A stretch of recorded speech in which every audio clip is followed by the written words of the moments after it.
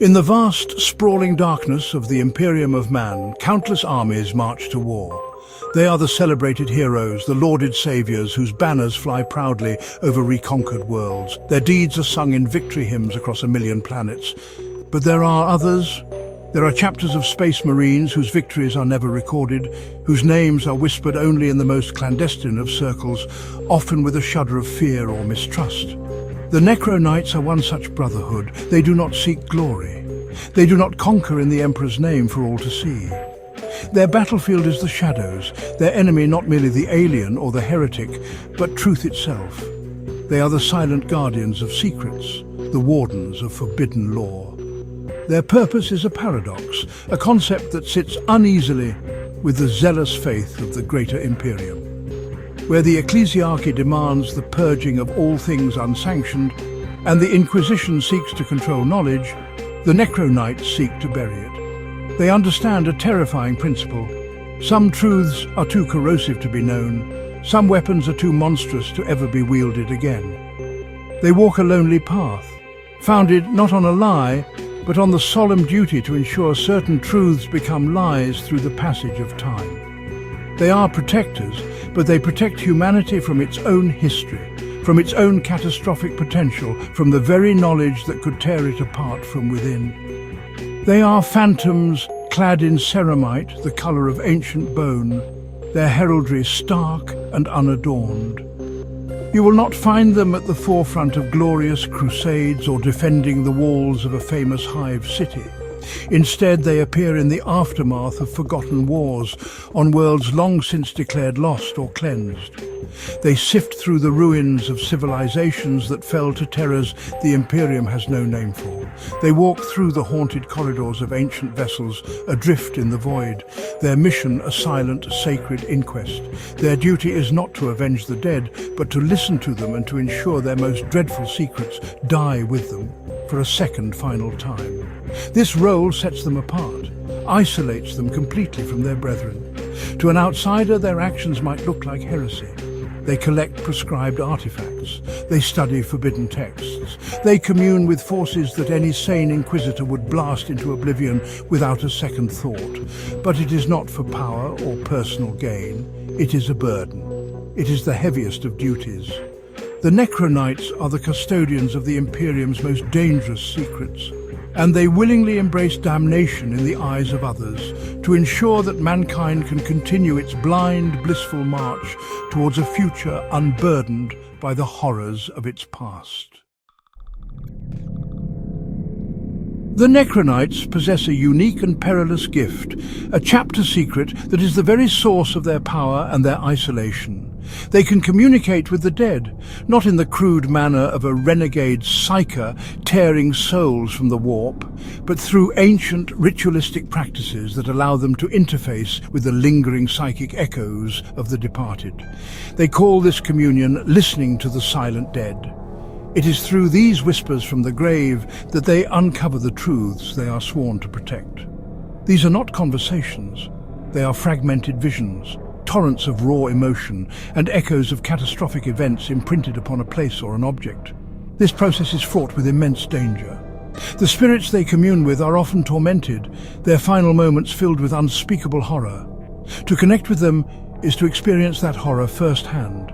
A NecroKnight must possess a will of iron, a mind fortified against the psychic screams of entire cities being wiped from existence, or the terror of a mind broken by a cosmic entity. Many aspirants fail this trial, their sanity shattered by the sheer weight of the sorrow and fear they are forced to endure. Those who succeed are forever changed, their souls bearing the scars of 1,000 different apocalypses, their perspective on life and death altered in a way few could ever comprehend. The chapter's librarians are masters of this art, guiding their brothers through the treacherous currents of spiritual residue.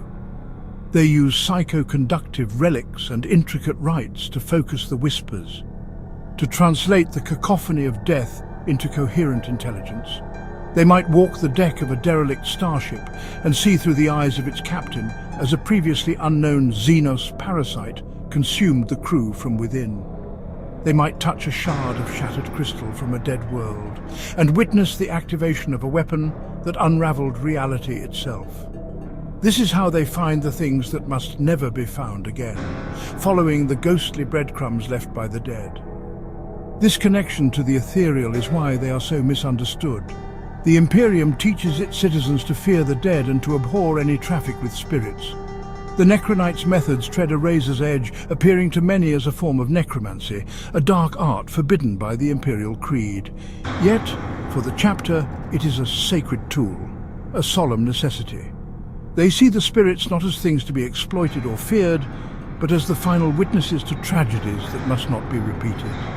They listen with respect, honoring the final, terrifying testaments of the fallen by ensuring their warnings are heeded, even if it means burying that warning in the deepest, darkest vault imaginable.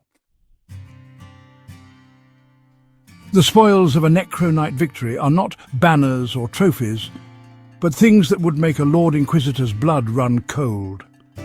They unearth devices from the dark age of technology, terrible engines of destruction so powerful they could erase a star system with the flick of a switch.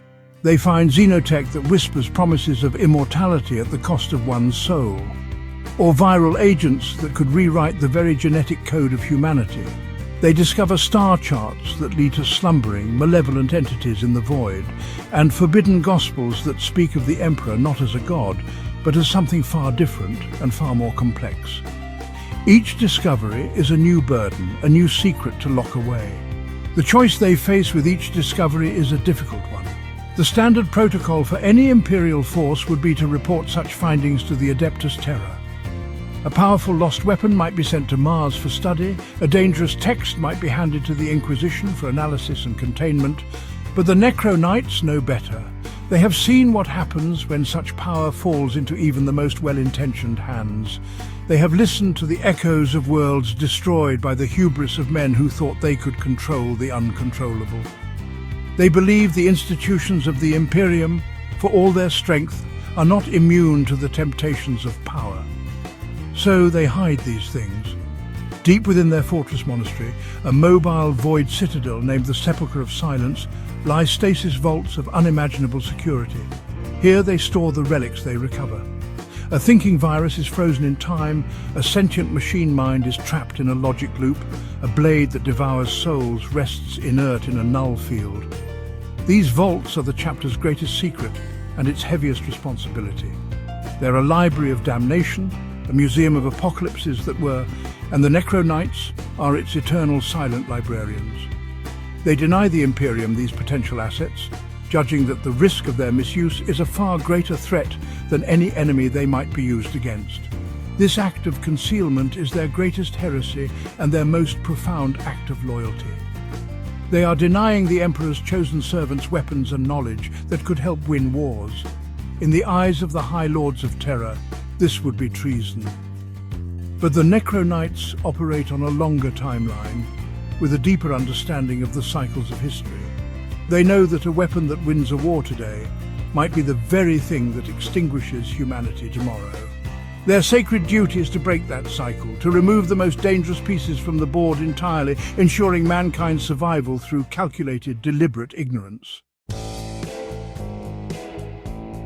The path of the NecroKnights is a profoundly lonely one. They operate on the fringes, their motives and methods deliberately obscured. When their operations cross paths with other Imperial forces, it is almost always a source of conflict and suspicion.